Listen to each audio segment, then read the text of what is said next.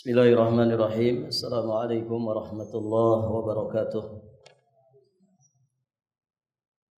Alhamdulillahi wa kafa wa salamun ala ibadihi alladhina istafa. Asyhadu an la ilaha illallah wahdahu rabbi la syarikalah wa asyhadu anna Muhammadan abduhu wa rasuluh. Qala Allah ta'ala fi kitabihil karim, ya ayyuhalladzina amanu taqullaha haqqa tuqatih wa la tamutunna illa wa antum muslimun, amma ba'd. Allahumma inna nas'aluka ilman nafi'an wa na'udzubika min ilmin la yanfa'. Para hadirin ikhwati fid din wa akhwat fillah, rahimani wa rahimakumullah. Alhamdulillah, pada kesempatan ini insyaallah kita akan melanjutkan pembacaan dan pembahasan kitab Syarah Aqidah Salaf. Kita masih di poin 91 dan poin 92. Tidak meyakini bahwa Nabi sallallahu alaihi wasallam mengetahui perkara gaib tanpa wahyu dari Rabbul Alamin. Kemudian di poin ke-92, tidak mengadakan safar untuk menziarahi kubur beliau sallallahu alaihi wa alihi wasallam. Dan muallif hafizahullahu taala di syarah dari dua poin ini membawakan hadis sahih yang dikeluarkan oleh Imam Bukhari dan juga Imam Muslim dari sahabat yang mulia Abu Hurairah radhiyallahu taala anhu tentang larangan untuk mempersiapkan bekal kecuali untuk menuju ke 3 masjid, yakni Masjidil Haram, Masjid Rasul, kemudian Masjidil Aqsa. Baik para jamaah, berikutnya muallif menyampaikan di sini, di dalam hal ini tidak berarti haram menziarahi kubur beliau. Jadi hadis tersebut jangan dipahami itu larangan menziarahi kuburnya Nabi. Ya, sebagaimana yang telah dituduhkan oleh para ahli bid'ah kepada para ulama us-sunnah. Dan itu merupakan sebuah persangkaan dan tuduhan yang sangat batil demi melapangkan jalannya kebid'ahan yang ada pada diri mereka. Baik para jamaah, menziarahi kubur beliau tetap sunnah. Hal ini berdasarkan keumuman sabda Nabi sallallahu alaihi wasallam, di mana beliau telah memerintahkan kepada kita untuk menziarahi kubur. Karena ziarah kubur itu tudzakirukum al-akhirah, mengingatkan kalian kepada kehidupan akhirat. Atau tudzakirukum al-maut, mengingatkan kalian kepada kematian. Namun yang terlarang atau haram hukumnya di sini adalah sengaja mengadakan safar untuk menziarahi kubur beliau sallallahu alaihi wasallam. Ya, sebagaimana ketegasan hadis di atas dan juga hadis di bawah ini yang beliau sampaikan. Hadis hasan riwayat Imam Ahmad dan juga Imam Abu Daud dari sahabat yang mulia Abi Hurairah radhiyallahu taala anhu. Rasulullah sallallahu alaihi wasallam bersabda, "La tattakhidhu qabri idan." Janganlah kalian jadikan kuburku sebagai id. Id itu ya sesuatu yang berulang, sesuatu yang dirayakan berulang kali. Dan janganlah kamu jadikan wala taj'alu buyutakum qubura, dan janganlah kalian jadikan rumah-rumah kalian sebagai kuburan. Wa haitsuma kuntum fassallu alayya, dan di mana saja kalian berada bersalawatlah kalian kepadaku. Fa inna salatakum tablughuni, karena sesungguhnya salawat kalian itu akan sampai kepadaku. Baik para jamaah yang dirahmati Allah, dari hadis ini jelas ya, Nabi SAW menyatakan, jangan kalian menjadikan kuburku itu sebagai id, tempat perayaan. Kalau kubur Nabi saja tidak boleh jadi tempat perayaan. Lantas bagaimana dengan kuburan-kuburan yang lain? Begitu ya. Maka beliau sampaikan di sini. Kalau tempat peribadatan saja yang bernama masjid, apabila kita sengaja mengadakan safar menziarahinya, itu telah terlarang atau haram hukumnya kecuali kepada 3 masjid yang disebutkan di dalam hadis. Maka bagaimana dengan tempat yang bernama kuburan? Jelas terlarang lagi. Mempersiapkan bekal, mengadakan safar untuk menziarahi kubur. Wong masjid saja tempat terbaik di muka bumi ini, hadirin jamaah yang dirahmati Allah, tidak boleh. Baik, para jamaah. Maka jawabannya tentu lebih terlarang lagi, karena itu akan membawa dan akan membuka pintu kesyirikan. Di situ poinnya. Jadi hadirin jamaah yang dirahmati Allah, penyimpangan terkait kuburan ini merupakan wasilah, termasuk wasilah terbesar untuk orang itu terjatuh ke dalam kesyirikan. Kemudian hadis yang sangat besar di bawah ini yang dikeluarkan oleh Imam Ahmad dari jalan sahabat yang mulia Abu Hurairah radhiyallahu taala anhu, derajatnya hasan. Para hadirin, Nabi SAW bersabda, Allahumma la taj'al qabri wathanan. Ya Allah, janganlah engkau jadikan kuburku sebagai berhala yang disembah. Ada wathan, ada sonam. Apa bedanya? Wathan dan sonam. Dua-duanya kalau diterjemahkan dalam bahasa kita, ya artinya berhala. Namun wathan itu istilah yang lebih umum, mencakup segala sesuatu yang disembah selain Allah yang dijadikan berhala oleh manusia. Adapun sonam, ya sonam itu lebih kepada sesuatu yang dipahat, apakah dari batu ataukah dari kayu, yang kemudian disembah menjadi sesembahan selain Allah Subhanahu wa taala. Nah, ini permintaan Nabi, doa Nabi SAW kepada Allah Subhanahu wa taala. Allahumma la taj'al qabri wathanan. Ya Allah, janganlah engkau jadikan kuburku sebagai berhala yang disembah. Walhamdulillah sampai detik ini, dan insyaallah sampai nanti datangnya kiamat, kubur Nabi terjaga. Ya. Kita kalau ke sana, hadirin jamaah yang dirahmati Allah, ada sekian ya, penjagaan yang begitu ketat, barakallahu fikum, untuk kemudian kubur Nabi itu betul-betul terjaga dari dijadikan sebagai wathan, ya, sebagai berhala. Ya, pertama, ya, dijelaskan oleh para ulama, itu ada 3 dinding benteng yang besar, bentuknya segitiga, yang kemudian melindungi kubur Nabi SAW. Jadi yang saat ini kita lihat ada pagar besi berwarna kuning, kemudian dilapisi seperti kain hitam.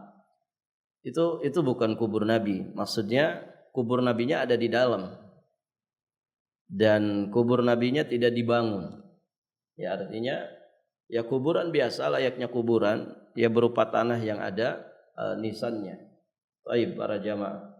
Jadi itu sengaja dibuat seperti itu, ya, sebagai bentuk dzari'ah, ya, sebagai bentuk penjagaan, ya, supaya kubur Nabi SAW itu tidak sembarangan orang untuk berbuat segala sesuatu, ya, atas kubur Nabi SAW. Jadi dibenteng sedemikian rupa, kemudian juga tidak sembarangan kita bisa masuk, kan begitu.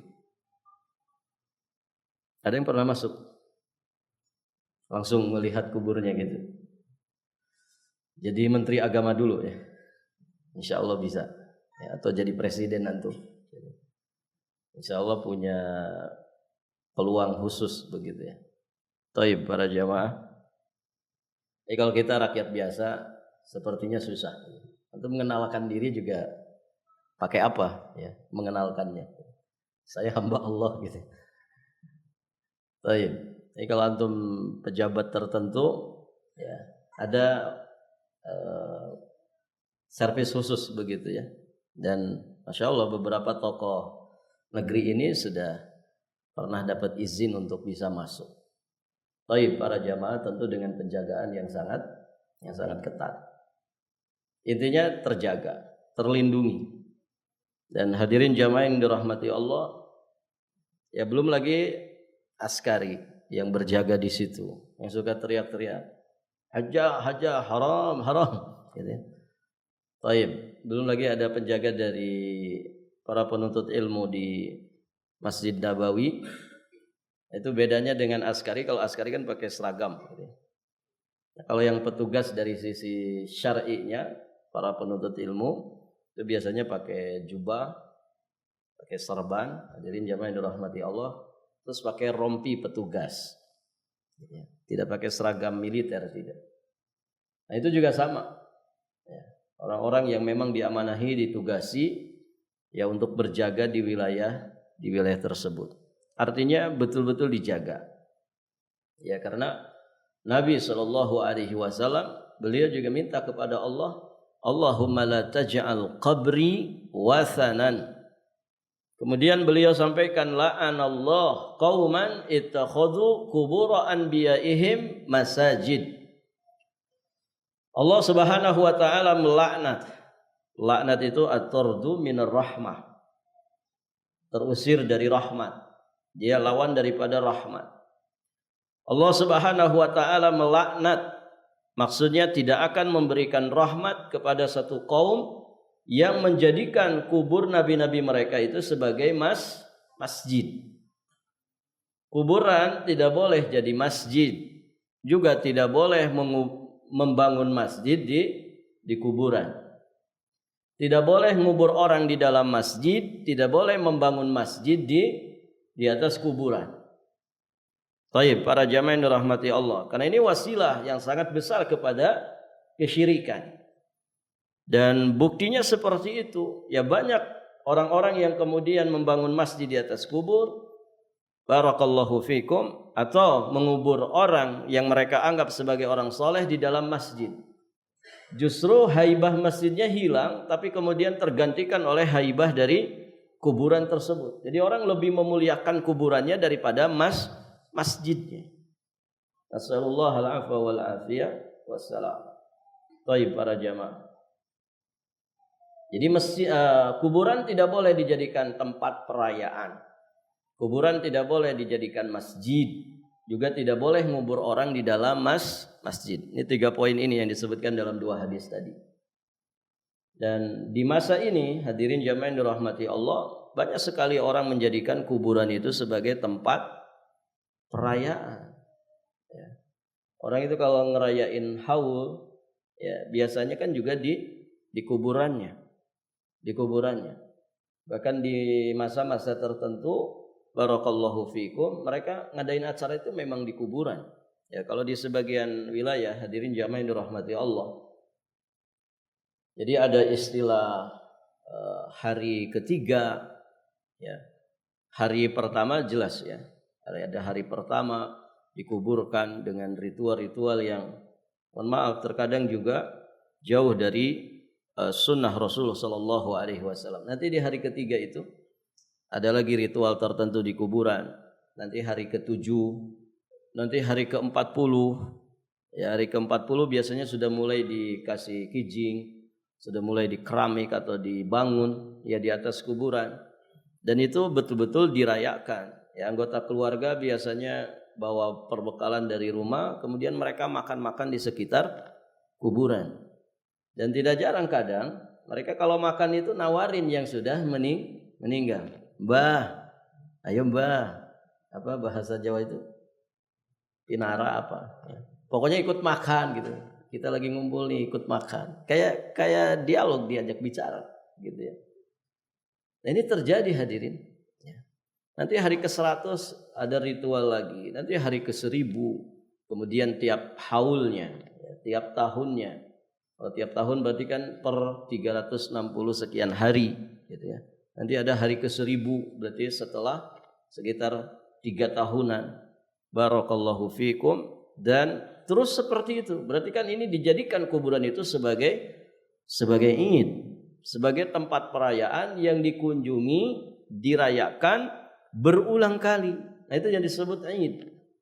Ya, kenapa 1 Syawal dikatakan Idul Fitri? Kenapa 10 Dzulhijjah dikatakan Idul Adha? Id, karena itu berulang tiap tahun, dirayakan oleh kaum muslimin, dimuliakan oleh kaum muslimin, dijadikan hari besar bagi kaum muslimin. Nah, itu Id. Nah, kuburan itu enggak boleh dijadikan Id. Kuburan tidak boleh dijadikan tempat perayaan. Baik, para jamaah yang dirahmati Allah Subhanahu wa taala. Imam Malik di dalam kitabnya Al-Muwatta, di sini beliau menyebutkan satu footnote, catatan kaki.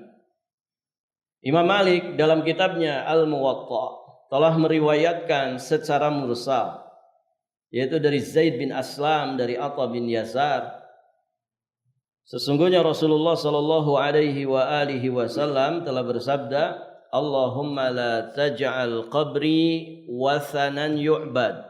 Ini redaksi yang lain ya. Allahumma la taj'al qabri wathanan yu'bad. Ya Allah, janganlah engkau jadikan kuburku sebagai berhala yang disembah. Ishtadda ghadabullah ala qaumin ittakhadhu kubur anbiya'ihim masajid. Ya Allah, janganlah engkau jadikan kuburku sebagai berhala yang disembah. Sangat keras ghadab, kemarahan Allah terhadap kaum yang menjadikan kubur nabi-nabi mereka itu sebagai masjid. Sangat besar murka Allah, kemarahan Allah. Di hadis yang sebelumnya kita sampaikan, la'anallah, Allah melaknat.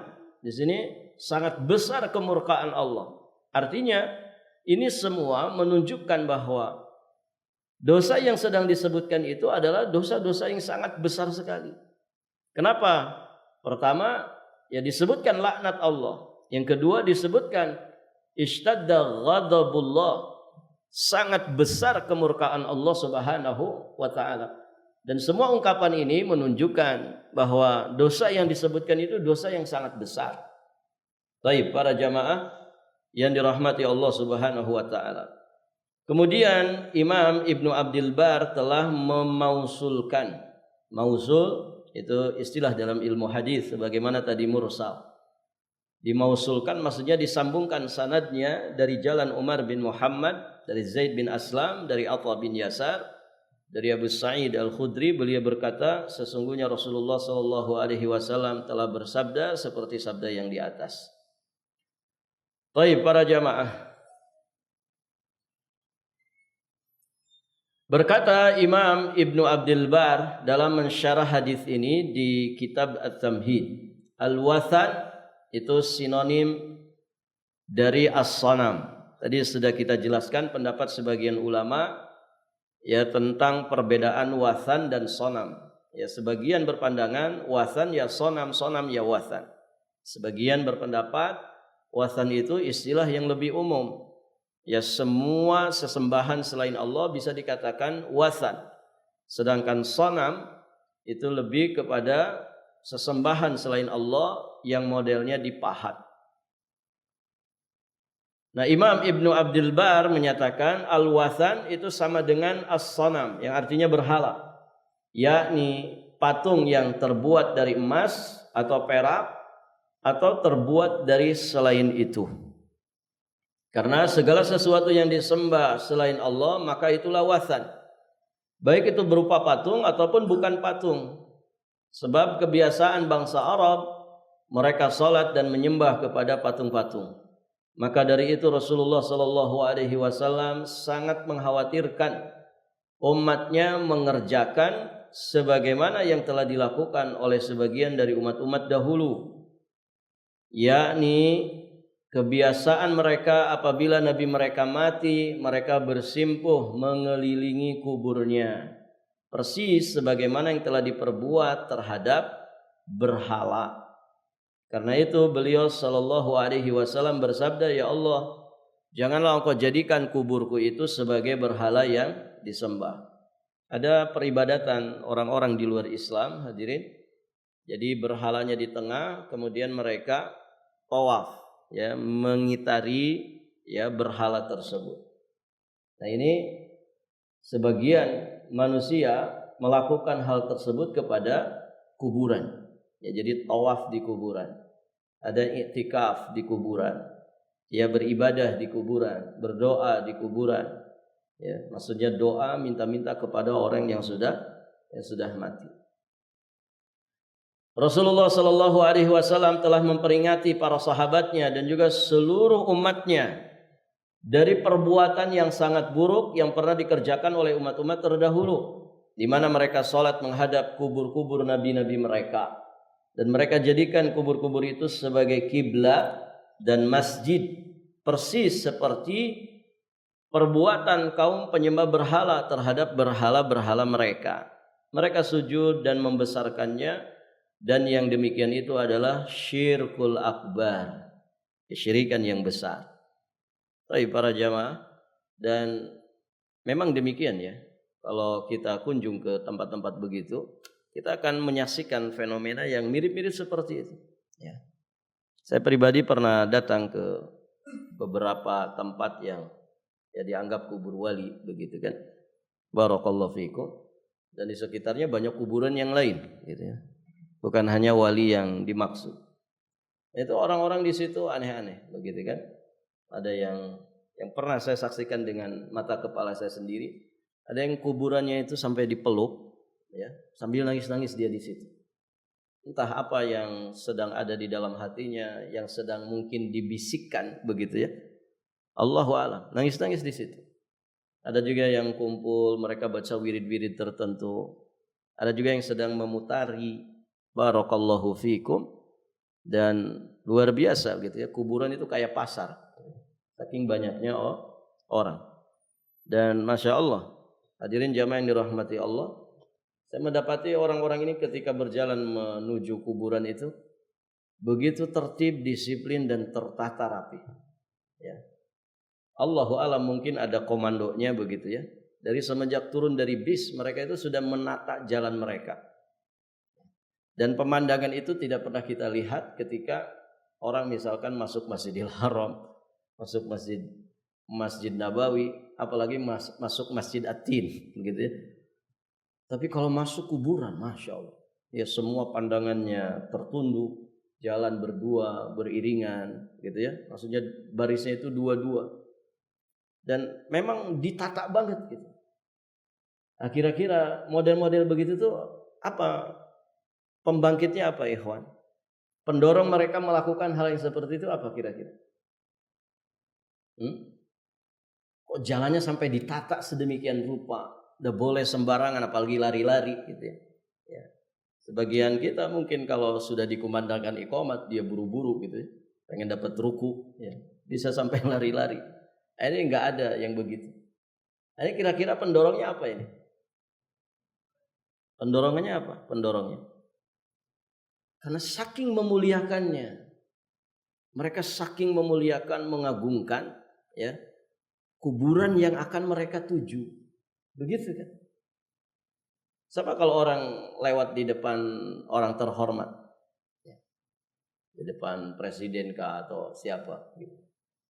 Orang tua saja, lewat di depan orang tua kan kita mesti permisi.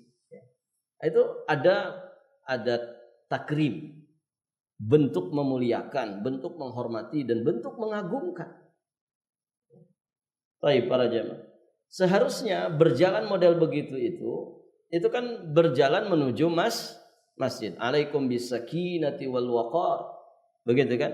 Hendaknya ketika kalian menuju ke masjid itu dengan sakinah. Sakinah itu ya tenang, tumaknina, wal waqar, penuh wibawa. Dan orang yang gerasak gerusuk itu wibawanya kan hilang. Ya tidak para jamaah. Orang kalau kesusuk kata orang gerasak gerusuk, gurung gusuh tergesa-gesa, ya. Kan wibawanya hilang sifat waqar pada dirinya, begitu kan?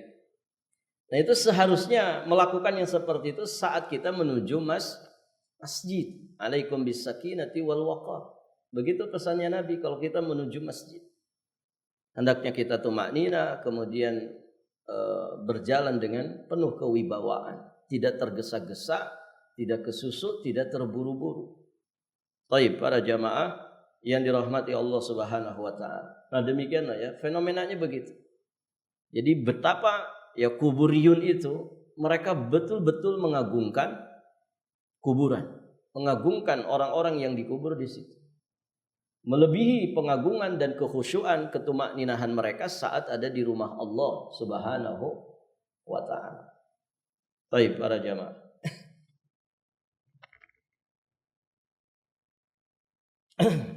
Jadi Nabi Shallallahu alaihi wasallam telah memberitahukan mereka, yakni umatnya, bahwa dalam perbuatan tersebut terdapat kemurkaan dan kemarahan dari Allah Subhanahu wa taala. Dan sesungguhnya perbuatan itu tidak mendapatkan keridhoannya. Justru itu perbuatan yang terlaknat. Semata-mata hanya karena beliau takut bahwa umatnya akan mengikuti jalan-jalan yang telah ditempuh oleh umat-umat terdahulu. Maka beliau peringatkan umatnya. Baik, para jamaah yang dirahmati Allah. Karena Nabi sudah menyatakan la tattabi'anna sanana man kana qablakum shibran bi shibrin wa dira'an bi dira'in. Ya, sungguh benar-benar akan ada di antara kalian itu yang mengikuti jejak langkah orang-orang terdahulu. Ya. Sejengkal demi sejengkal, sehasta demi sehasta. Yang kata Nabi, kalaupun mereka masuk ke juhra dhabbin, ke lubang dhab, la dakhaltumuh, maka kalian akan mengikuti mereka masuk ke lubang dhab itu. Jadi jangankan perkara-perkara besar, di antara umat ini ada yang kemudian menjiplak orang-orang kafir di luar mereka, hatta dalam masalah-masalah yang sepele, gitu ya. Barakallahu fikum. Taib, para jamaah. Sebagian muslim ada yang lebih senang mengucapkan terima kasih bukan dengan jazakallah, gitu. Apa ikhwan? Thanks, gitu. Thank baja kah? Nah, itu para jamaah. Thank ya besti, gitu. Masya Allah, gitu. Dia menghilangkan jazakallah khair, jazakillah khair. Nah, itu para jamaah yang dirahmati Allah. Nah, ini kan sudah artinya pergeseran, begitu kan? Bagaimana kemudian syiar-syiar Islam ini mulai terkikis digantikan oleh syiarnya mereka. Taib, ya kita tahu thanks itu kalau diterjemahkan apa ikhwan? Terima kasih. Itu bagian memang dari syariat Islam. Kita berterima kasih kepada manusia. Namun terima kasih kepada Allah kan harus didahulukan. Maksudnya apa? Kalimat yang diajarkan oleh Nabi, jazakillah atau jazakallah khairan. Semoga Allah memberikan balasan kebaikan atas dirimu. Begitu. Artinya balasan dari Allah Subhanahu wa taala ya, yang kita mohonkan kepada Allah jelas itu lebih diutamakan. Baik, para jamaah. Dan yang begitu-begitu kan banyak sekali, ya. Hadirin jamaah yang dirahmati Allah. Ada sebagian muslim itu susah ngucapin salam. Ya, tapi dia dengan istilah yang lain dia begitu mudah, ya. Good morning, apalagi. Apa ya, Ikhwan? Ya, yang begitu-begitu ya. Selamat pagi, pagi yang diselamatin gitu. Kalau kita kan assalamualaikum, orang yang diselamatkan gitu. Memohon kepada Allah keselamatan, kesejahteraan, keberkahan, ampunan. Nah, begitu para jamaah. Beliau sampaikan di sini karena beliau memang senang sekali berbeda dengan ahli kitab dan seluruh orang-orang kufar, dan beliau selalu mengkhawatirkan umatnya akan mengikuti mereka. Tidakkah engkau perhatikan sabda beliau sallallahu alaihi wasallam dalam rangka mencela dan memburukan, ya. Ini yang tadi kita sampaikan, la tattabi'anna sanana man kana qablakum. Sungguh pasti kamu akan mengikuti sunnahnya orang-orang yang sebelum kamu.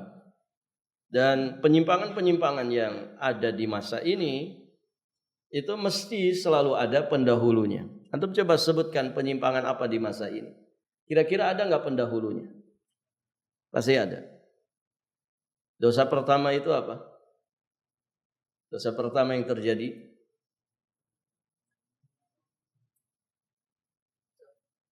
apa? Hasad. Dosa yang pertama kali terjadi takabur dan hasad. Ya. Pertama takaburnya iblis kepada Nabiullah Adam alaihissalam, bahkan di hadapan Allah.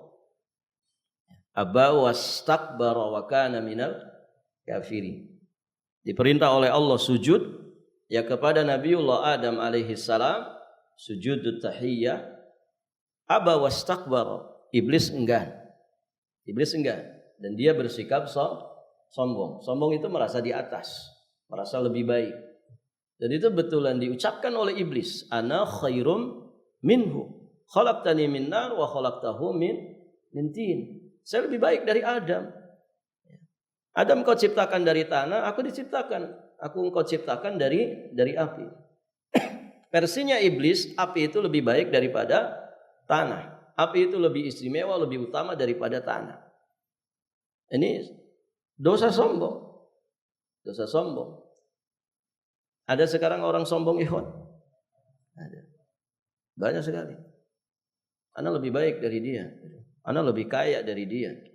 Ana lebih viral dari dia. Ana lebih populer dari dia. Ana lebih banyak subscriber dari fulan. Ya, ana lebih banyak follower dari fulan. Ini kalau orang sudah bilang saya lebih baik, saya lebih istimewa, saya lebih. Nah, ini sudah ngarahnya ke sana. Baik, para jamaah yang dirahmati Allah. Jadi kalimat ana khairum minhu ini kalimat iblis. Maka berhati-hati. Kemudian yang terjadi di muka bumi itu dosa di langit. Ya. Yang terjadi di bumi dosa apa? Pertama kali hasad, ya, yang terjadi pada putranya Nabiullah Adam alaihissalam sesama mereka. Hasad. Ada sekarang orang hasad, ikhwan, banyak sekali. Barangkali hancurnya negeri ini ya karena dipenuhi oleh orang-orang hasad, oleh orang-orang sombong, orang-orang hasad. Begitu ya. Tidak mau ada orang naik, ya yang naik saya saja atau kelompoknya dia saja. Ketika ada orang mau naik, mau muncul, dia matikan, ya, dia cut, gitu. Apapun itu, hasad, ya. Tetangga beli kulkas 3 pintu, dia yang kepanasan, begitu kan orang hasad. Orang yang dapat kesejukan, dia panas, rugi nggak ikhwan? Rugi. Orang beli mobil baru, dia diangkut ambulan, rugi sekali. Ya. Jadi orang hasad itu nggak ada bahagia-bahagianya. Kenapa hasad? Gitu. Kalau ada saudara kita kemudian muncul ekonominya, muncul ilmunya, muncul misalkan pendukungnya, pembelanya, ya seharusnya kan kita senang. Saudara kita sedang maju, sedang sukses. Ya. Ada masjid saudara kita lebih ramai, misalkan lebih makmur, kan harusnya senang. Ya. Harusnya senang. Ada sekolahnya saudara kita, apalagi sesama ahli sunnah, maju berkembang, muridnya banyak, ya. Harusnya kan senang, ikut senang. Ada saudara kita lebih muncul, harusnya kan senang. Kalau hati kita bersih, hati kita bersih. Namun kalau hati kita kotor, dia nggak mau disaingi, dia nggak mau ada orang lebih dari dia. Nas'alullah al-afwa wal afiyah wassalam. Nah, ini pendahulunya siapa? Pendahulunya siapa, ikhwan? Iblis. Kemudian tadi ya, dosa hasad, ya, antara sesama putranya Nabiullah Adam alaihissalam. Dan apapun itu, ya dosa syirik jelas. Syirik gara-gara hulu kepada orang soleh, ada pendahulunya. Ya, kaumnya Nabi Nuh alaihissalam. Ya, syirik karena meyakini perbintangan, meramal nasib dengan bintang. Ini terjadi pada masa Nabiullah Ibrahim alaihi salam. Ya, syirik menyembah sapi terjadi di masa Nabi Musa alaihi salam. Ada enggak orang sekarang nyembah sapi? Ada. Ya. Nah, ini mesti ada pendahulunya. Orang yang sombong dengan pangkat, dengan kedudukan. Siapa? Fir'aun. Orang yang sombong dengan ilmu pengetahuannya. Siapa? Ada enggak orang sombong dengan ilmu pengetahuannya? Banyak. Nah, seperti Haman. Ada orang sombong dengan harta kekayaannya. Ya, Ubay bin Khalaf. Ubay bin Khalaf. Ada orang suka pamer harta. Ada pendahulunya. Siapa? Qarun. Jadi orang-orang yang suka pamer harta itu bubuhannya Qarun. Gitu ya. Kita sebel ngelihatnya, enak gitu ya. Pamer harta di media sosial. Nih istri baru saya, gitu ya. Nih rumah saya sekian puluh M, gitu ya. Nasallallahu alaihi wal afiyah wassalam. Ini bubuhannya Qarun. Ya. Suka pamer dengan pencapaiannya, suka pamer dengan harta, dan demikian seterusnya. Selalu ada dosa apapun yang dikerjakan di masa ini. Ada orang punya penyimpangan seksual, suka kepada sesama jenis. Ada enggak salafnya? Ada. Kaumnya Nabi Lut. Baik, para jamaah yang dirahmati Allah, dan demikian seterusnya. Barakallahu fikum. Sudah masuk waktu ya. Baik, silakan azan dulu. Alhamdulillah wassalatu wassalamu ala Rasulillah amma ba'd. Para jamaah sekalian yang dirahmati Allah. Sampai di sini pelajaran kita. Insyaallah nanti di kesempatan berikutnya kita akan lanjutkan di poin ke-93. Masih berkaitan dengan al-iman di Rasulullah sallallahu alaihi wasallam. yakni tidak menjadikan beliau sallallahu alaihi wasallam sebagai perantara untuk meminta dan memohon pertolongan kepada Allah ketika beliau telah wafat. Ini juga poin penting yang mesti kita kaji. Dan di poin ini, hadirin jamaah yang dirahmati Allah, insyaallah nanti ini kita bahas di kesempatan berikutnya. Sebagai informasi, nanti insyaallah pengajian kita di Selasa malam Rabu nanti kita akan selingi dengan tema yang lain gitu ya. Jadi mungkin dibagi dua, setiap dua pertemuan ya, supaya kita ada jeda pembahasan lain gitu. Ini kan kitabnya tebal banget dan sepertinya sudah ada 2 tahunan ini ya kita mengkaji kitab ini. Kalau salah dulu awalnya Sabtu pagi ya, sempat berjalan Sabtu pagi, kemudian kita rubah di malam hari seperti ini. Jadi nanti kita informasikan, semoga secepatnya nanti kitab apa yang akan dibahas, dan sepertinya tema-tema umum saja, mungkin terkait rumah tangga atau yang semisal dengan itu.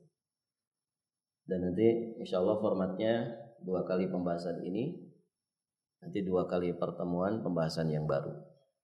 Insyaallah biidznillah ta'ala. Baik para jamaah, saya kira cukup dulu ya sampai di sini. Kita akhiri dan kita tutup. Nanti mulainya dikasih tahu ya. Intinya 2 saja. Jadi 2 pertemuan akidah, nanti 2 pertemuan pelajaran yang baru. Jadi tidak selang-seling. Kalau selang-seling nanti ada yang tidak selesai, terputus begitu. Jadi 2 kali pertemuan, 2 kali pertemuan saja. Mudah-mudahan secepatnya ya. Nanti kita informasikan. Baik, kita tutup. Subhanakallahumma bihamdik, asyhadu an la ilaha illa anta astaghfiruka wa atubu ilaik. Assalamualaikum warahmatullahi wabarakatuh.